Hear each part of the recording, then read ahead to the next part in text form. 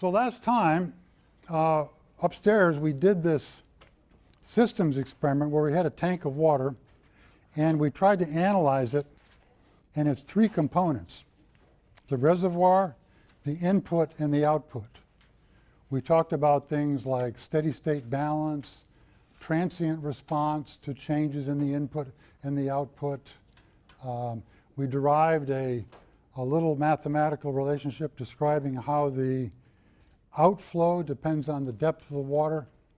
We put those equations together. We came up with a prediction of what the equilibrium water level would be for various values of flow inputs. That worked out pretty well. We got fairly good quantitative agreement on that. Are there any questions on any of that?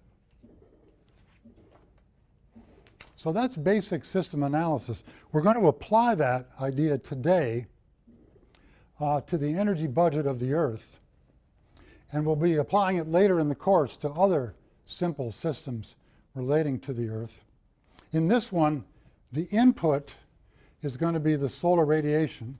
Sometimes it's called insolation with an O, not insulation, but insolation. That's the rate at which solar energy is approaching and then finally being absorbed by the Earth.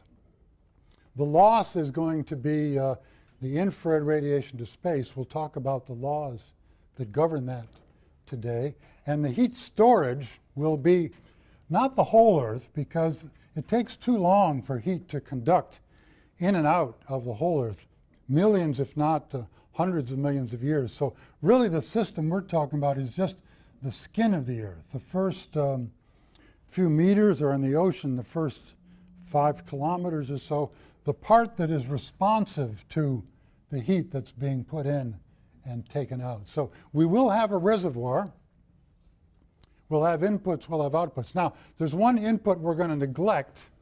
There is some heat in the deep interior of the Earth that comes from the decay of uranium that makes the interior of the Earth quite hot, and that heat can leak out to the surface of the Earth. That's called geothermal heat.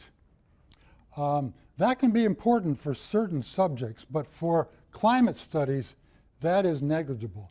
That's only a tiny fraction of a watt per square meter that reaches the Earth's surface from the interior. And we'll see these fluxes are orders of magnitude larger than that. So we're going to neglect geothermal radiation. We're also going geothermal heat from the interior. We're also going to assume that the Earth has a uniform temperature. That's not a great assumption, but in the beginning we're going to just try to find a formula that describes the average temperature of the Earth.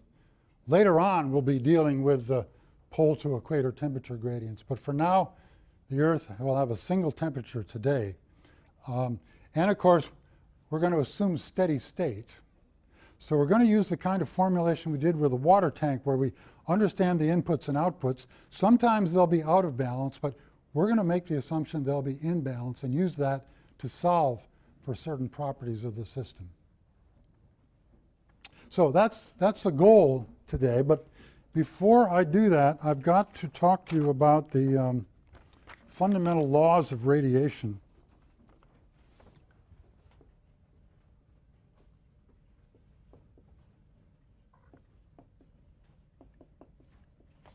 Now, I mentioned this the other day when we were talking about the stratosphere and the thermosphere, but if you have an object like anything in this room or the sun or any object at all, and you plot the emitted radiation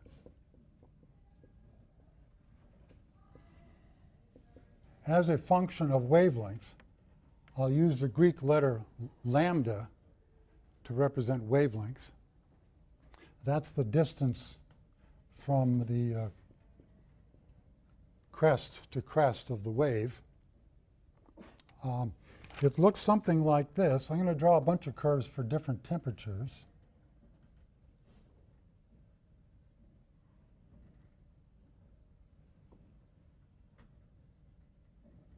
These are called black body curves.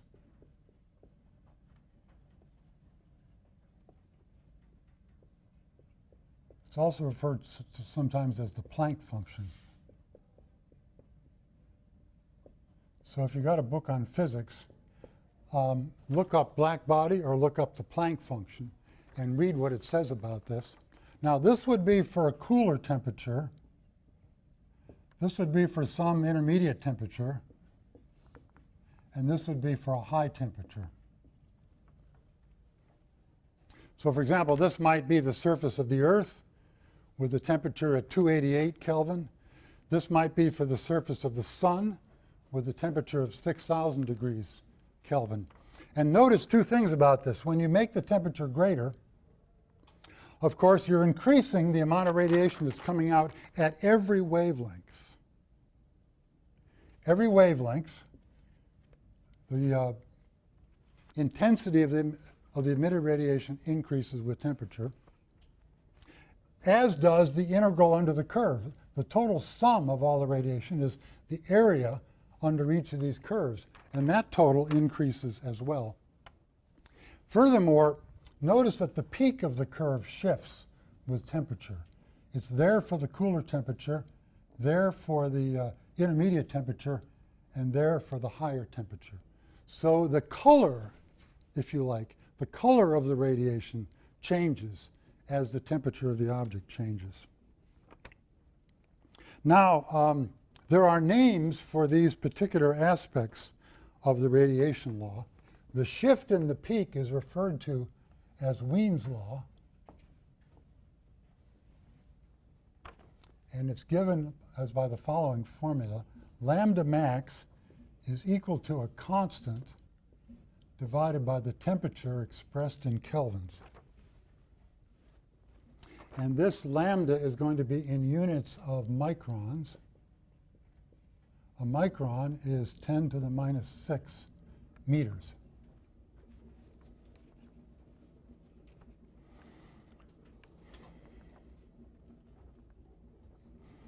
Before I compute an example of that, let me just remind you of the electromagnetic spectrum for a second.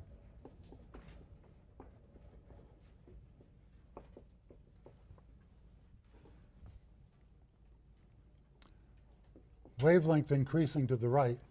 There's a range we call the visible part of the spectrum that runs from 0.4 to 0.7 microns. The human eye is sensitive to those waves. And then, as we spoke about last time, the ultraviolet is over here and the infrared is over there. Microwave is further over, and then radio waves are further over to the right, and X-rays are here. So just to remind you, you might want to remember 0.4 and 0.7 as the range of the visible part of the spectrum. Now, let's do a calculation here. For the sun, the surface of the sun is approximately 6,000 Kelvin. If I plug into that formula to get lambda max, it's going to be 2897 over 6,000. That's approximately 0.48 microns. I'll write it here as mu m, micrometers. And that is going to lie right about there, roughly in the middle of the visible range of the spectrum. That's kind of interesting, and you might want to think, is that just an accident? I'll say more about that later, but make a little question mark there. Why does it happen? Yeah? What was the 6,000 again? The surface temperature of the sun. Is it just an accident? That's my question to you for thought. Is it just an accident that the sun's peak radiation happens to fall in the human range of eye sensitivity? Interesting question. Let's do the same thing for Earth. Typical temperature for Earth is about 288 Kelvin. Lambda max then is 2897 over 288. That's an easy one to do. That's approximately 10 microns. That is way out, let's see, no, that's in the infrared. Let me not exaggerate this. That is somewhere, this kind of a log scale I've got here. That's in the infrared part of the spectrum, the so-called thermal infrared. Question? Is that the surface temperature? This is the surface temperature of the Earth, 288 Kelvin. We've used it before. It's 15 degrees Celsius. It's like the temperature in this room. Maybe we're a few degrees warmer than that, but this is a typical Earth-type temperature. So this makes a big difference. This means that the radiation coming from the sun is in one wavelength, and the radiation emitted by the Earth is at quite a different wavelength altogether. So remember that. That's going to be a key for understanding the greenhouse effect. The other law that arises from this is called the Stefan-Boltzmann law.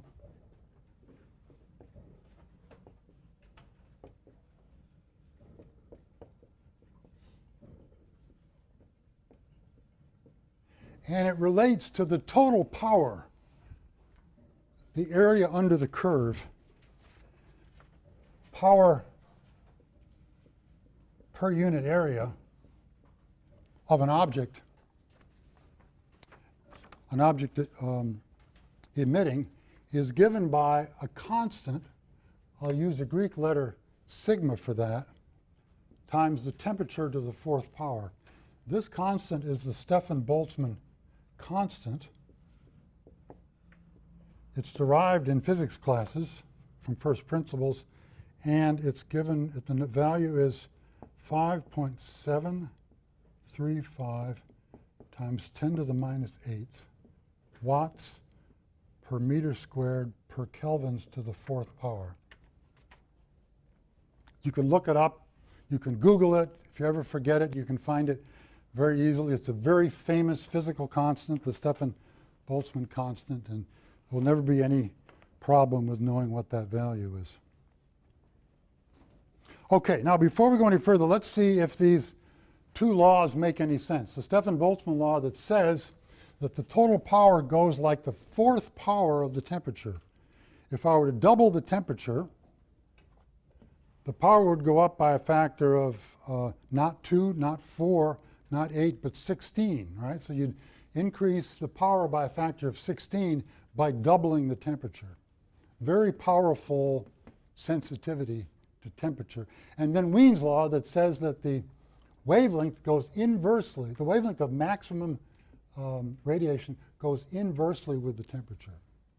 The higher the temperature, the shorter is the wavelength that's being strongly emitted. Now, I've got this little light bulb over here, and I'm just going to hit some lights. And I've got a variac on. I've got a variable transformer, and I've got a light bulb that has no frost on the glass, so you can see the filament in there. And I can change the temperature of the filament by how much electrical current I pass through it. So when, of course, it's at room temperature like that, it's radiating a little bit, but it's radiating at wavelengths in the infrared for which the eye is not sensitive. Then as I gradually increase the temperature, you can begin to see it there. There's a little bit now in the visible part of the spectrum, but it's red. Remember that diagram as, I should have put that, let me just back up and get that up here for a second. On this end of the spectrum is the red, and this is the blue. So originally the wavelength being emitted is here. Now it begins to move over as I increase the temperature. You begin to see some red. And then as I continue to move it over, at some point you'll be seeing equal amounts in all of the parts of the visible spectrum. So there it's becoming white because that peak has moved over, centered on the visible part of the spectrum. Notice it's also very much brighter. So with this one little device, we are looking at both the Stefan-Boltzmann law and Wien's law. They're both illustrated by this little experiment. Are there any questions on that? So all I'm doing is changing the temperature of the filament, and what I'm seeing is an increase in power and a shift in the wavelength from the red into the center of the visible part of the spectrum. Yes, question? Why is it that it appears to turn white when it does directly after going to yellow? Well, remember, so you think of this peak sliding over. So first you see only the red, then you begin to see some red and some green is in the middle. That's going to give you yellow when you get the red and the green together. And then finally, when you get an equal set of all red, green, and blue, that looks white. So white light, as Newton figured out, is the sum, an equal sum of all the visible parts of the spectrum. So we're just seeing that happen as we shift that peak over and center it on the visible part of the spectrum. Yes? So does Stefan Boltzmann law do with brightness or power over, or is power like? Power is the emitted power. It's the power in that radiation. It's the rate at which energy is being sent from the object out into space with electromagnetic radiation. You can think of it as brightness if you like, but brightness usually refers to how something is perceived by the human eye. And that's not our context here. Our context here is an energy budget, how much energy is being lost. So I'm going to use the word power there instead of brightness. Yes. Anything else on this? Okay, well now I think we're ready to do, oh, well, there is one other thing maybe we should do while we remember. Some of you may not even believe me when I tell you that all the objects in this room are emitting. They're just not emitting at a wavelength that the human eye can see. What do you see? You see light reflecting off various objects. That's not what I'm talking about here. Objects, yes, objects can reflect light coming from light bulbs and so on, but I'm talking about the emission of radiation. That's a different process than reflection. So this is just an infrared thermometer. It's not much different than the one you use to take your own temperature or the temperature of a child.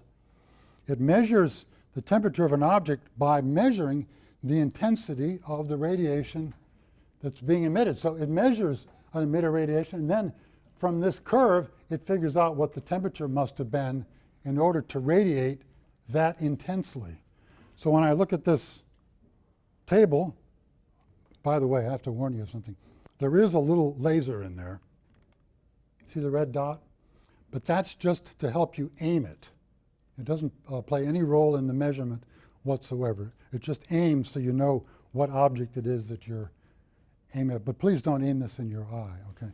So anyway, the temperature of this table is 24 Celsius. The temperature of my hand is 30 Celsius. Try it yourself. I'll pass that around. Anyway, that little gadget is a perfect illustration of the physical process I'm talking about. It's an object emitting radiation in proportion to its temperature. In proportion to its temperature. Higher temperature, more radiation is being emitted. Okay. Now I think we're ready to do the main part of the derivation.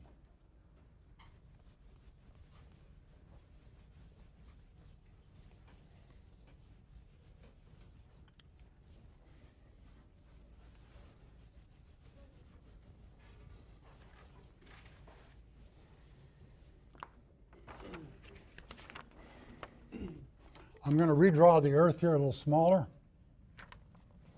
We're going to assume that the sun's radiant beams are coming in parallel to each other. Because the sun is so far away from us, we can assume that those rays are actually parallel by the time they reach the Earth. Therefore, they're going to hit the Earth and cast a shadow out into outer space behind the Earth. And the radiation that's missing there is going to be the radiation that hits the Earth. Now, the reason I'm saying it that way is that you might be a little bit confused because this Earth's surface is a sphere, and some of the radiation is hitting it in a normal direction, some of it is hitting it in an oblique direction. For the moment, I don't care about that. I just want to know the total amount of radiation that hits the object, independent of where it hits or at what angle it hits. And the easiest way to do that is just to imagine that the Earth is casting a shadow and has removed that amount of radiation from the beam. So the solar constant, the intensity of the radiation from the sun at the orbital position of the Earth, is about 1,380 watts per square meter. In other words, if you go outside the atmosphere, facing the sun, and draw a square meter, there's 1,380 watts of radiant energy passing through that square meter. If you had 2 square meters, it would be twice that value. So that's on a per unit area basis. The area of this shadow then, it's just a circle. It's pi r squared, where r is the radius of the planet. So the intercepted radiation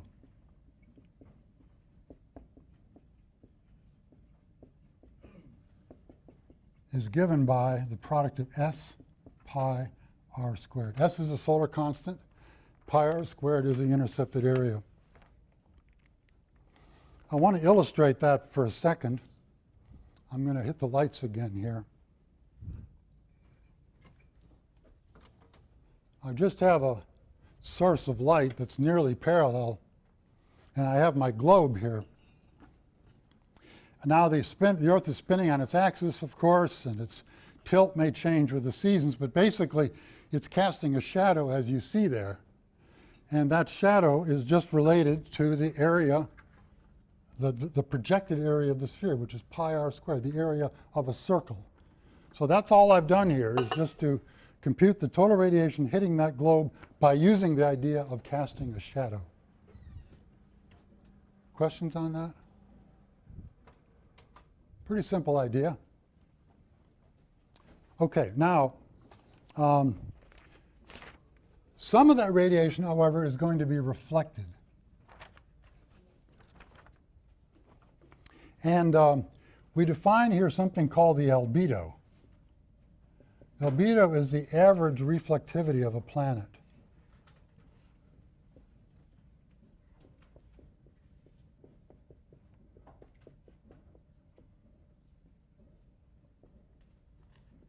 It can be expressed as a decimal or as a percent.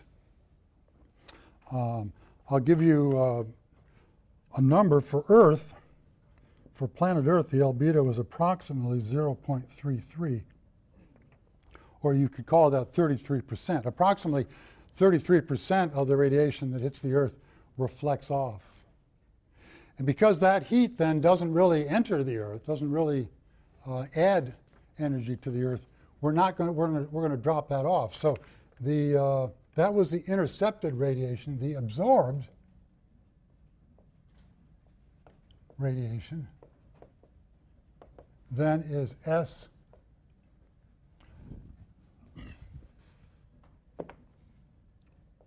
pi r squared times 1 minus the albedo. If 33% is reflected, well then 70 or 67% is absorbed, and that's the 1 minus the albedo. It's the other part, right? The amount reflected is S pi r squared A, and the part absorbed is S pi r squared 1 minus A. So we've just partitioned that radiation in the part that is absorbed and the part that is reflected. Now let's try to compute what the emitted radiation is.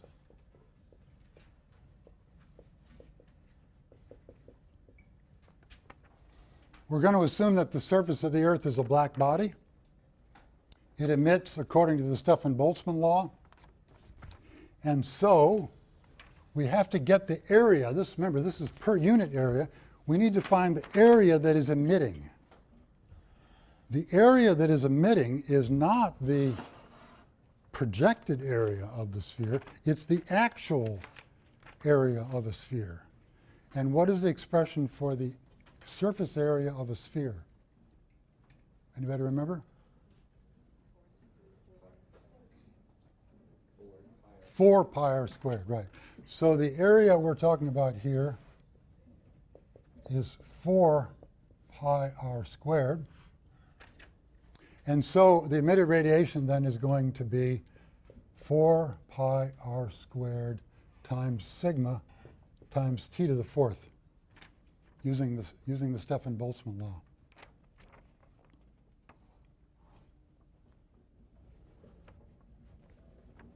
questions so far? Yes. For the surface area thing, are we like, we're including the entire Earth even though like the sun's only shining on half of it? That's right. Okay. That's right. Remember, I've assumed here that the Earth has a uniform temperature. And since the emission depends only on the temperature, we're going to use the entire surface of the Earth. After all, even in the real world, you know, when expressed in kelvins, that temperature is not so different. This might be 310 Kelvin. This might be 250 Kelvin. But, you know, out of a range of 300, so that's not a huge difference. So this is not a huge problem. It's not great, but it's not a huge problem, the assumption of uniform temperature. Well, I think you know what I'm going to do now because of what I did in the tank experiment. I have laws that govern the input and the output. And I'm going to assume steady state and see what kind of how does the system come into equilibrium? So making the steady state assumption, simply, all I have to do is balance the emitted radiation, which has units, by the way, of watts, with the intercepted or the absorbed radiation, which has units of watts. So I will simply equate those two. I'm going to write S pi r squared 1 minus the albedo is now equal to, this is the statement of steady state, 4 pi r squared sigma t to the fourth. That's the profound and very useful step. And I could then go the next step and solve mathematically for the temperature of the planet. So let me do that. First of all, notice that the pi r squareds are going to cancel out from both sides of the equation. In other words, the result is not going to depend on the radius of the planet. Why is that? Well, the larger the planet is, the more radiation it receives from the sun, but the more effectively it radiates to space. And those two things exactly cancel out. So there's no direct impact of the size of the planet. Notice that 4 remains, however. That important difference between the projected area of a sphere and the surface area of the sphere, that stays in our calculation. Now let me bring t to the fourth over here on the left-hand side. That's going to be S times 1 minus the albedo over 4 sigma. Have I done that right? Divided through by 4 sigma. And then the final step would be to take the fourth root of that equation. So I'm going to write it as T equals bracket 1 minus the albedo over 4 sigma to the 1/4 power. That is a prediction based on some simple laws of physics for how hot each temperature in the each planet in the solar system will be.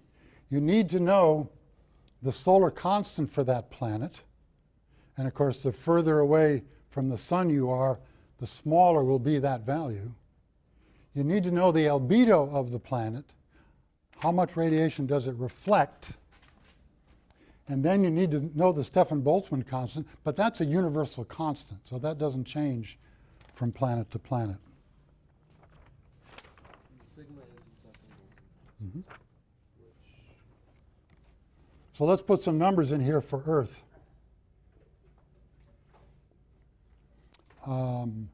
What am I using for solar constant? 1380. The albedo for Earth is 0.33.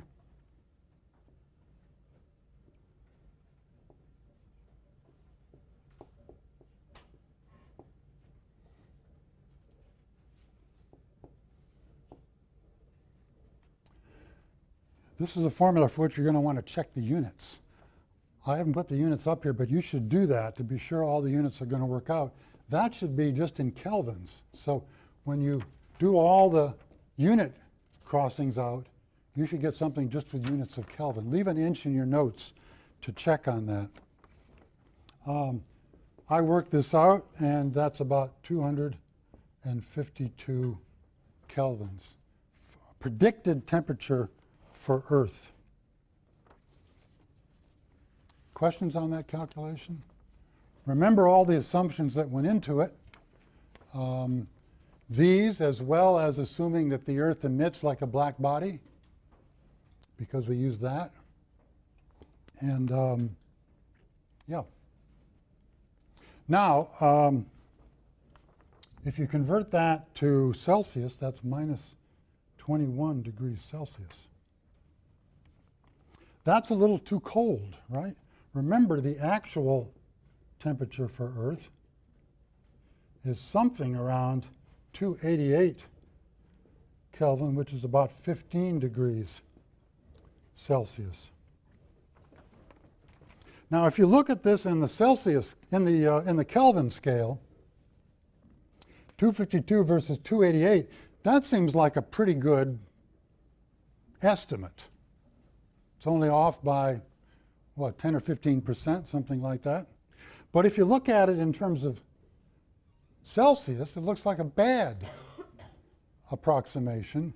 Why is that? Because remember, the Celsius scale, 0 on the Celsius scale is based at the freezing point for water. And whether water is frozen or not is a big deal for us on Earth. And so this prediction, with the assumptions I've made, indicates the Earth would be in a permanently frozen state. All the water on it would be frozen, whereas this would say most of the water is going to be in the liquid state. So it's a big deal if you think of it in terms of Celsius or in terms of water, but it's not such a bad approximation if you think of it in terms of absolute temperature. Now, what do you think is the reason for the error? Where have I gone wrong with this calculation? Anybody in the back? Yeah. Assuming no geothermal? No, I did make that assumption, but it turns out that that's a very good assumption. So that's not the problem. Yes? Maybe assuming that it emits like a black body. Yeah, and what's the catchword there? So yeah, the greenhouse effect. So the planet has an atmosphere. I've neglected the atmosphere here. What the atmosphere does on our planet and others is that when the radiation is emitted from the Earth's surface, instead of letting all of that escape, it stops some of it, it absorbs it, and sends some of it back to Earth again. It's as if that object is not able to radiate with its full black body potential. Something's holding that heat in, and it's the greenhouse gases in the atmosphere. So obviously we're going to be coming back to this time and time again in the course, but this important discrepancy is largely due to our neglect of the atmosphere, that is to say, our neglect of the greenhouse effect.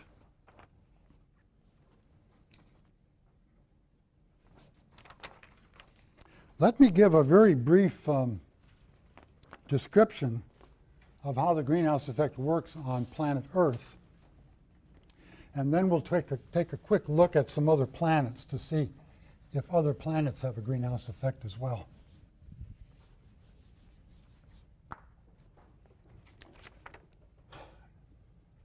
So once again, this is wavelength versus intensity of radiation emitted.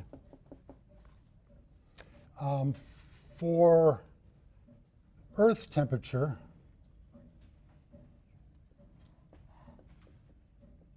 the curve looks something like that. For the sun's temperature, it looks something like that. We've already talked about this shift in the wavelength of maximum emission. But let me put underneath this some of the absorptive properties of the Earth's atmosphere. On the same wavelength scale, I'm going to draw here the percent absorbed as radiation tries to pass through the atmosphere. In other words, I'm looking at a segment of the atmosphere and imagining radiation is either coming in and trying to penetrate to the Earth's surface, or it's trying to get out and escape. Either one, doesn't matter what direction it's moving, but some fraction of the radiation is going to be absorbed as it tries to pass through the atmosphere, and that's the fraction I'm going to plot on the y-axis here. Now, the visible part of the spectrum is about here. Let's call that the visible part. I'm going to need these guidelines to help me be accurate. Here's 100%. Basically, this absorption curve looks something like this.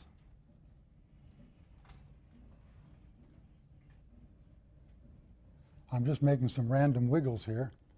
There are a few areas that are nearly transparent in the wavelength spectrum. And then you get to the radio waves and it comes way down.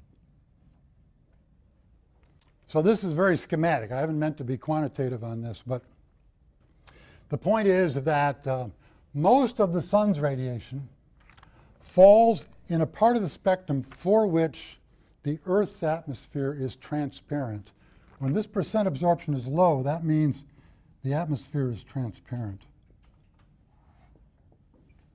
On the other hand, when the Earth tries to radiate back out to space, because it's cooler, it radiates at a longer wavelength. That wavelength tends to fall in a region where there's a lot of atmospheric absorption. The atmosphere is almost opaque at those longer wavelengths. So it's a bit like a one-way valve. I don't like that analogy, but let me say it and then correct it. It's a bit like a one-way valve. The radiation coming from the sun can pass through the atmosphere and heat the Earth.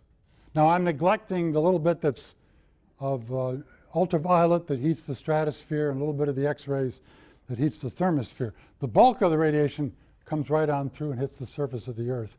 But when the Earth tries to radiate out to space, most of that radiation is absorbed and has to be re-emitted before it can finally escape from the planet. Now, I don't like the term one-way valve because that implies that it makes a difference what direction the radiation is moving in. And that's not the point at all. The point is that these are at two different wavelengths. Absorption doesn't depend on what direction the photons are moving, but it does depend on their wavelength. So the short wavelengths can penetrate, the longer wavelengths cannot. And that's the origin, or that's the physics behind the greenhouse effect, yes? When you say penetrate, do you just mean like enter the atmosphere and then? Enter and penetrate through. When I say penetrate, can hit, that's right. So this radiation will come through all the way to the Earth's surface. There it will be absorbed.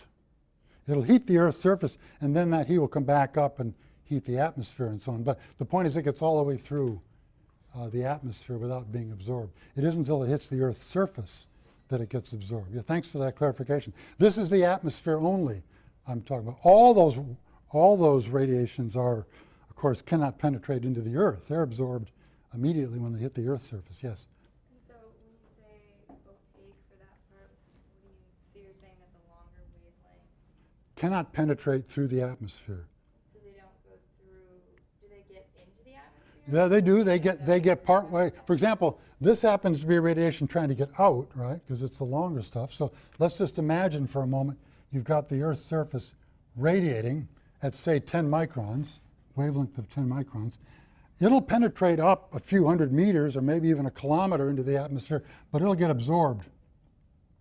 It'll heat the air there. The air will then re-radiate, some up and some down. And some of the down will come all the way back and add a source of heat to the surface.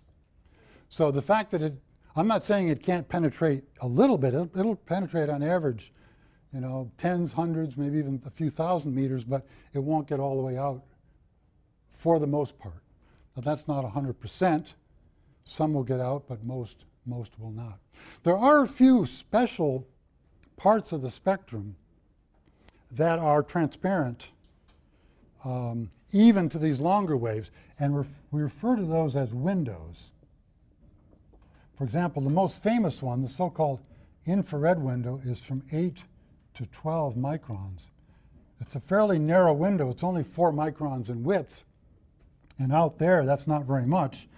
But there, that particular wavelength can penetrate through, and This gadget, by the way, you might ask, why does this work? If there's such a thing as atmospheric absorption, then how come the radiation emitted from the surface hasn't been absorbed before it gets to the instrument? This instrument is designed to work in that particular window. But it's a narrow window, and they had to use special optics to get it just to work in that window. So be careful. It's not, the atmosphere is not opaque to every wavelength, but to most wavelengths out in the infrared part of the spectrum. Any questions there? I think I have time to put up a small table.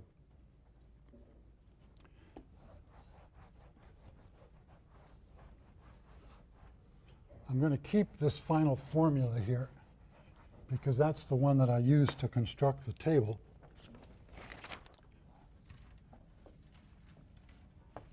Planet, albedo, predicted temperature,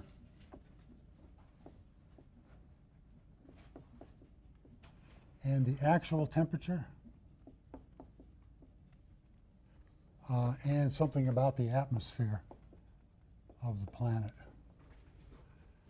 Venus, Earth, and Mars.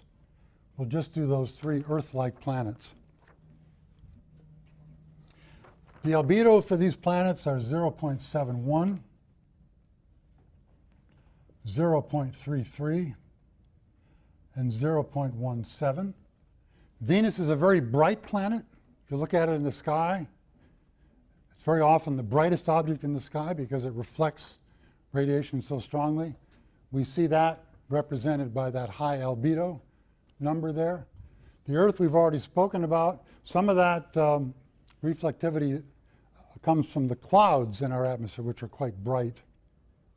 Mars is a rather dark planet, Mars with an S, because there are very few clouds in its atmosphere. So it's only the surface itself that we're dealing with when we're computing the albedo. When I put the, I haven't written the solar constants, remember, S is different for each of these planets as well, but when I put the appropriate S in there and use that albedo, here's what I get from this formula. I get 244, 252, we've done that one, and 216. And here's the actual.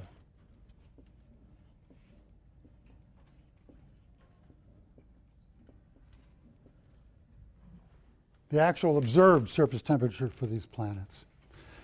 Mars is pretty good. We predict 216. The actual is 230. There is a little bit of a greenhouse effect on Mars, but it's not terribly strong. The Earth we've already spoken about. That's a pretty big difference when you express it in Celsius and think about the properties of water.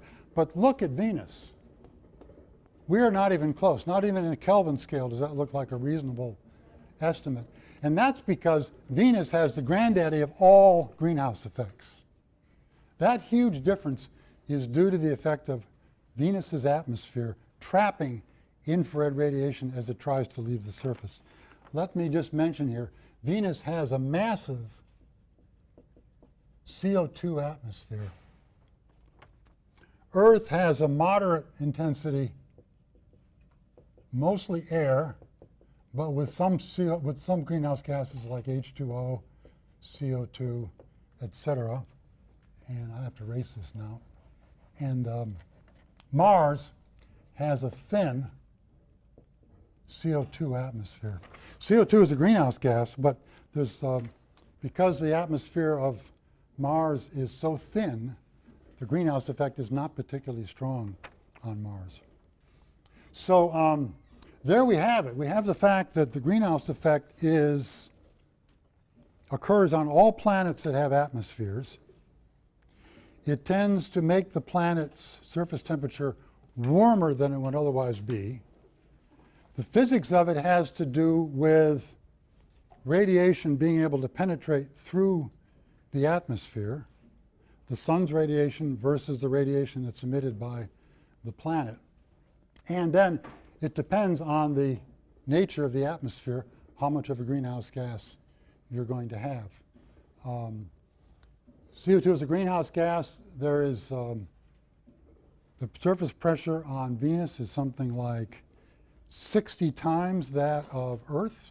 Has a very massive atmosphere, and it's almost all CO2. You can just imagine it's kind of like the worst possible scenario for having a very strong greenhouse gas. Not only is there a lot of it, but almost all of it is an absorbing gas. I have to say a few words, I think I can squeeze it in, about what is a greenhouse gas, because I've used that term loosely now, and it needs to be defined.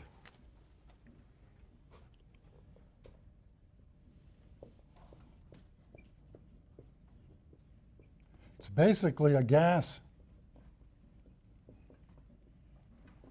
that can absorb and emit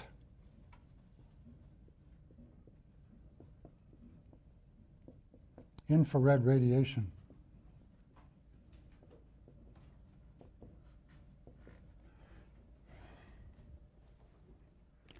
Now, what determines whether a gas can do that is its molecular structure.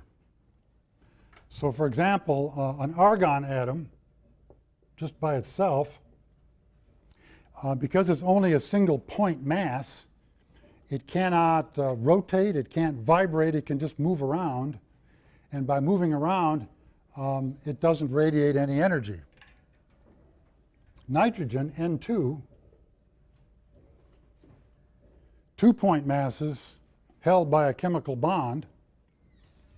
It can rotate, it can vibrate, but because it's a symmetric molecule, its electrical charge distribution is symmetric, and it has no dipole moment. A dipole moment is a separation of charges. If I've got a positive and a negative charge and they've been moved apart, then we say that object has a dipole moment. But you need to break symmetry in the molecule before you can have a dipole moment. And nitrogen is a perfectly symmetric molecule. Nitrogen, nitrogen, symmetry, no dipole moment. Oxygen, same problem, right? Perfectly symmetric molecule, no dipole moment. So look at this.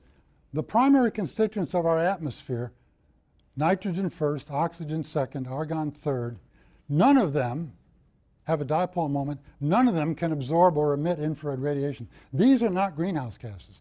It doesn't matter much how much of these you have. What are the greenhouse gases then? Well, CO2, which has a structure like this,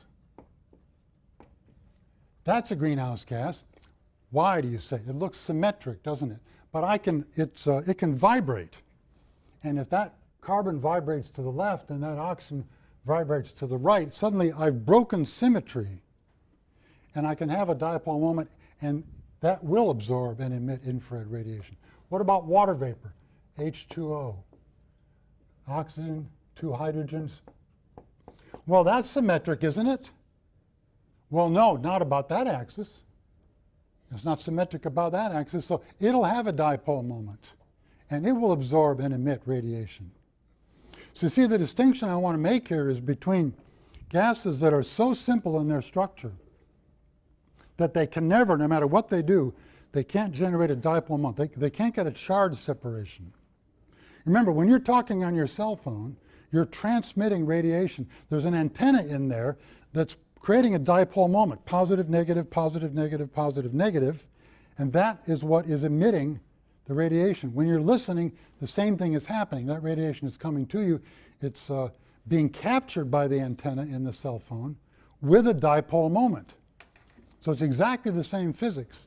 In all cases, you have to have an oscillating dipole moment if you want to absorb or emit radiation. Air cannot do it, but these greenhouse gases can. Okay, we're out of time, but we'll pick up on the theme next meeting and read what it says about this. Now, this would be for a cooler temperature. This would be for some intermediate temperature. And this would be for a high temperature. So, for example, this might be the surface of the Earth with the temperature at 288 Kelvin. This might be for the surface of the sun with a temperature of 6,000 degrees Kelvin. And notice two things about this. When you make the temperature greater, of course, you're increasing the amount of radiation that's coming out at every wavelength. Every wavelength, the intensity of the emitted radiation increases with temperature, as does the integral under the curve. The total sum of all the radiation is the area under each of these curves, and that total increases as well. Furthermore, notice that the peak of the curve shifts with temperature. It's there for the cooler temperature, there for the intermediate temperature, and there for the higher temperature. So the color, if you like, the color of the radiation changes as the temperature. Now, I mentioned this the other day when we were talking about the stratosphere and the thermosphere, but if you have an object like anything in this room or the sun or any object at all, and you plot the emitted radiation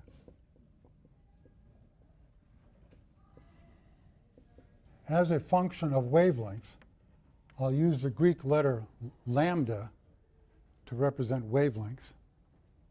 That's the distance from the crest to crest of the wave. It looks something like this. I'm going to draw a bunch of curves for different temperatures.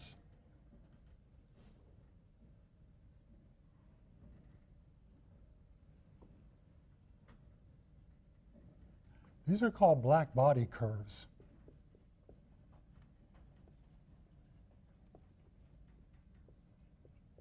It's also referred to sometimes as the Planck function. So if you got a book on physics, look up black body or look up the Planck function. Not insulation, but insolation. That's the rate at which solar energy is approaching and then finally being absorbed by the Earth. The loss is going to be the infrared radiation to space. We'll talk about the laws that govern that today. And the heat storage will be not the whole Earth, because it takes too long for heat to conduct in and out of the whole Earth, millions if not hundreds of millions of years. So really the system we're talking about is just the skin of the Earth. The first few meters are in the ocean, the first 5 kilometers or so. The part that is responsive to the heat that's being put in and taken out. So we will have a reservoir. We'll have inputs, we'll have outputs. Now, there's one input we're going to neglect. There is some heat in the deep interior of the Earth that comes from the decay of uranium that makes the interior of the Earth quite hot, and that heat can leak out to the surface of the Earth. That's called geothermal heat. That can be important for certain subjects, but for climate studies, that is negligible. That's only. So last time, upstairs, we did this systems experiment where we had a tank of water, and we tried to analyze it, and it's 3 components: the reservoir, the input, and the output. We talked about things like steady state balance, transient response to changes in the input and the output. We derived a little mathematical relationship describing how the outflow depends on the depth of the water. We put those equations together. We came up with a prediction of what the equilibrium water level would be for various values of flow inputs. That worked out pretty well. We got fairly good quantitative agreement on that. Are there any questions on any of that? So that's basic system analysis. We're going to apply that idea today to the energy budget of the Earth, and we'll be applying it later in the course to other simple systems relating to the Earth. In this one, the input is going to be the solar radiation. Sometimes it's called insolation with an O. A tiny fraction of a watt per square meter that reaches the Earth's surface from the interior. And we'll see these fluxes are orders of magnitude larger than that. So we're going to neglect geothermal radiation. We're also going geothermal heat from the interior. We're also going to assume that the Earth has a uniform temperature. That's not a great assumption, but in the beginning we're going to just try to find a formula that describes the average temperature of the Earth. Later on we'll be dealing with the pole to equator temperature gradients, but for now the Earth will have a single temperature today. And of course we're going to assume steady state. So we're going to use the kind of formulation we did with a water tank where we understand the inputs and outputs. Sometimes they'll be out of balance, but we're going to make the assumption they'll be in balance and use that to solve for certain properties of the system. So that's the goal today, but before I do that, I've got to talk to you about the fundamental laws of radiation.